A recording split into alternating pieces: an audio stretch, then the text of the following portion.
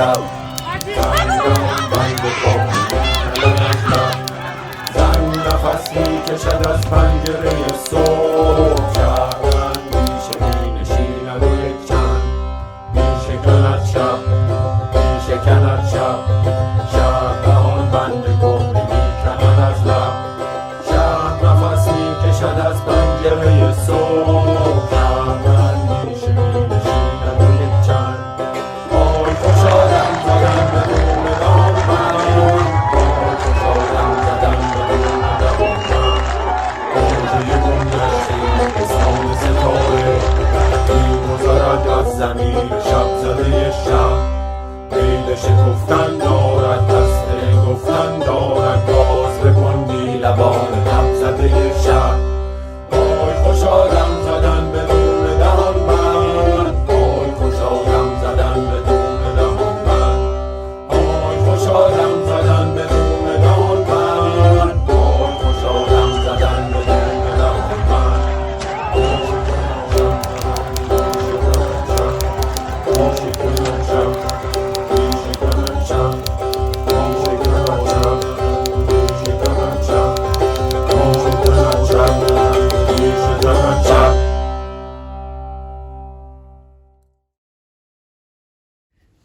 Bonjour, bonjour à la jeunesse iranienne. Nous sommes le 27 décembre 2022 chez Annie Ernaux, prix Nobel 2022. Et même si elle n'avait pas eu le prix Nobel, c'est une immense écrivaine que je suis depuis des années, je ne suis pas la seule. Elle nous fait l'honneur de nous donner une interview exclusive pour la jeunesse iranienne, chez elle, dans son cadre, là où elle a écrit pratiquement tous ses livres, excepté les 2 premiers, d'après ce qu'elle vient de me dire. Avant tout, on la remercie de tout cœur, au nom de toutes les femmes iraniennes et au nom de cette jeunesse qui est debout. Merci Annie. Merci à vous de m'inviter à parler. C'est pour moi un honneur et c'est aussi un devoir, c'est ça. Parce que la cause des femmes iraniennes est depuis longtemps dans ma tête et dans mon cœur aussi.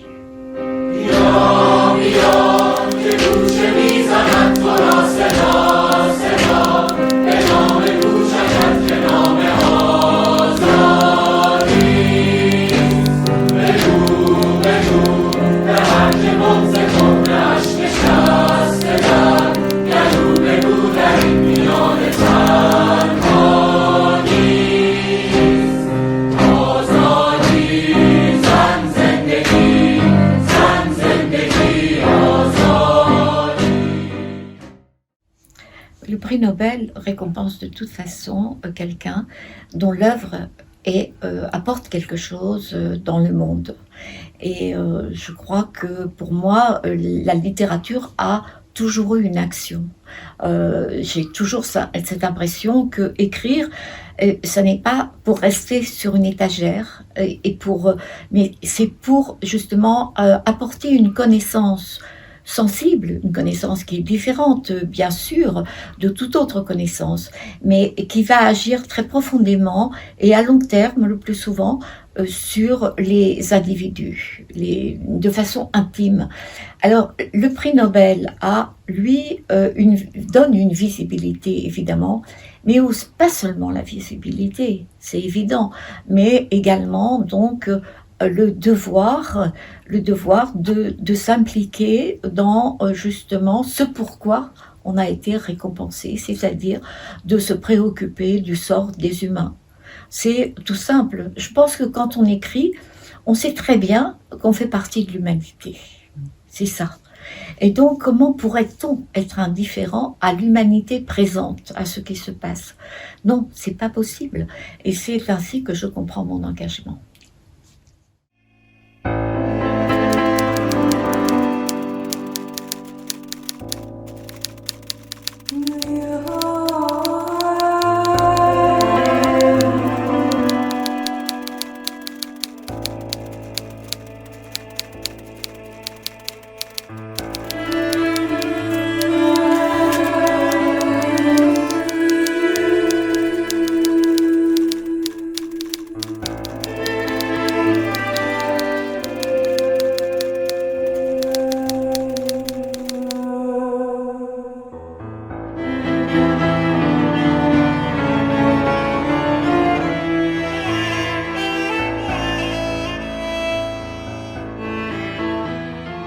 Écoutez, je pense vraiment que la mobilisation qui a eu lieu actuellement et qui est effectivement celle des milieux artistiques se comprend aisément avec justement la violence du régime.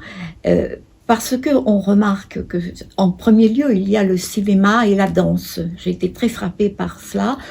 Ce sont des arts où le corps est en jeu, le corps est en mouvement, et il y a une visibilité effectivement de l'être des femmes, des hommes, et c'est la répression, c'est justement là qu'elle s'exerçait sur les corps des femmes, et donc que ces arts-là se mobilisent, c'est vraiment, je veux dire même le symbole même de la liberté des hommes et des femmes. Et alors ce qu'il y a de plus extraordinaire et qui pour moi est infiniment réjouissant, c'est que les hommes ont compris que les femmes étaient non seulement opprimées, mais que la liberté des femmes, c'était leur propre liberté. Et ça, c'est quelque chose qui, je crois, est un élément extrêmement nouveau, à la fois dans le monde et en Iran. Et je crois que c'est quelque chose qu'on n'a jamais vu, qu'on n'a vraiment jamais vu, et qui va porter, j'espère, toute la jeunesse à continuer la lutte.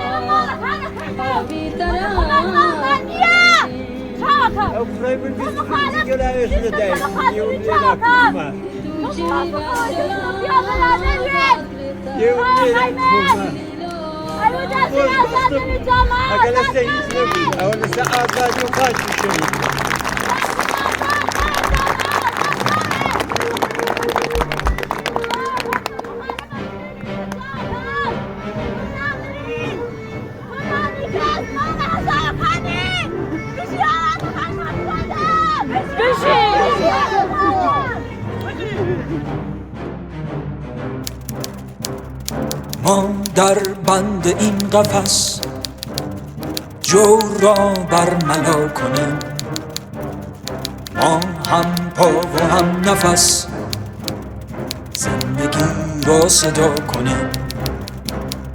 ما با زخم ترکه ها تن را صدمه کنیم تا بهار آزادی پشت‌ها را هوا کنیم.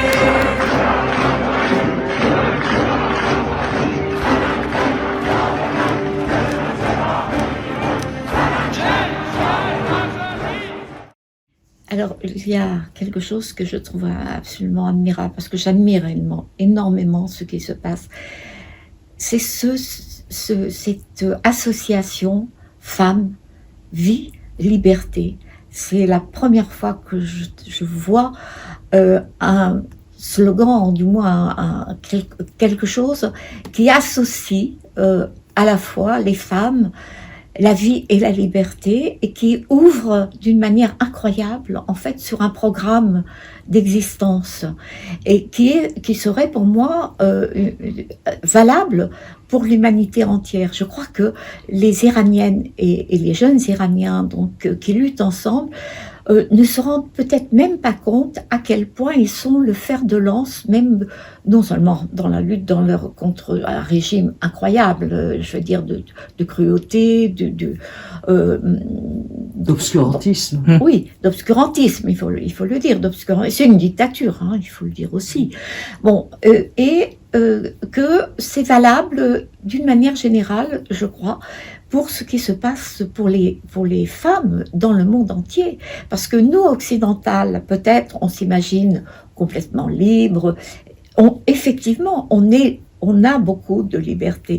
Mais il y a des formes qui sont beaucoup plus subtiles et qui sont en réalité de domination masculine, sans parler de crimes qui sont commis, des féminicides. Donc je trouve ça absolument admirable. Et en même temps, bien entendu, j'ai une forme d'humilité, parce que qui suis-je moi et aussi d'autres femmes pour dire, eh bien, continuez la lutte au prix de votre vie, parce que c'est ça. parce que c'est ça. Mais malgré tout, j'ai envie effectivement de dire, parce que c'est le sort de l'humanité, c'est le sort de l'Iran d'abord, qui est en jeu, et de l'humanité en général.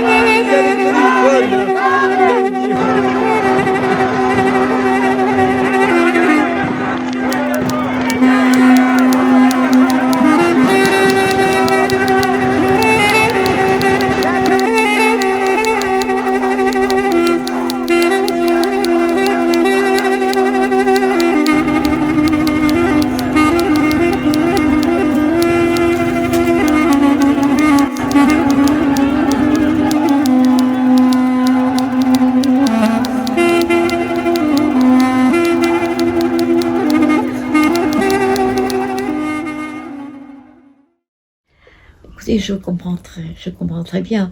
Moi, j'ai eu des moments où j'étais absolument dans la capacité d'écrire avec ce qui arrivait. Je pense aux attentats qu'il y a eu en France en 2015 et ces attentats terroristes qui ont fait des centaines de morts. Le jour même, c'était la nuit du samedi au dimanche. Et le dimanche, je pense que c'est un jour où justement je n'ai pas pu écrire une ligne, même pas dans mon journal. Je veux dire, on est ce sentiment que ce qui arrive dépasse absolument tout ce qu'on peut se ressentir, imaginer, souffrir effectivement. Et là, ça dure effectivement cette révolte, et je crois qu'on ne peut que être, comme vous l'êtes d'ailleurs, dans ce sentiment que ce qui se passe est plus grand que ce qui est jusqu'ici arrivé et dont on ne connaît pas non plus l'issue. Mais il y a une forme de surhumanité qui se passe là, qui est très impressionnant. Moi, j'ai parlé d'admiration tout à l'heure, mais je dirais que j'ai du respect. C'est ça, beaucoup de respect et de crainte, j'avoue, toujours. Je ne peux pas m'empêcher de le faire. Mais ce que je voudrais dire à la jeunesse, c'est que vous êtes l'avenir. Vous êtes l'avenir de l'Iran. Vous êtes aussi l'avenir du monde. Mais d'abord l'avenir de l'Iran, que c'est à vous qu'il incombe sans doute que l'Iran redevienne un pays de liberté, mais de bonheur, avec tout ce qu'on connaît de la richesse culturelle de l'Iran antérieure à cette dictature et théocratique, bien sûr. Je pense que voilà, il faudrait certainement un grand élan du monde aussi autour de cette jeunesse. Ce qui se passe un peu, ça commence à se passer, mais enfin, j'espère apporter ma petite pierre. Oh, c'est une grande pierre. Non, croyez-vous. c'est Simplement, c'est voilà, je suis une femme et donc solidaire des femmes et maintenant aussi, bien sûr, de la jeunesse iranienne.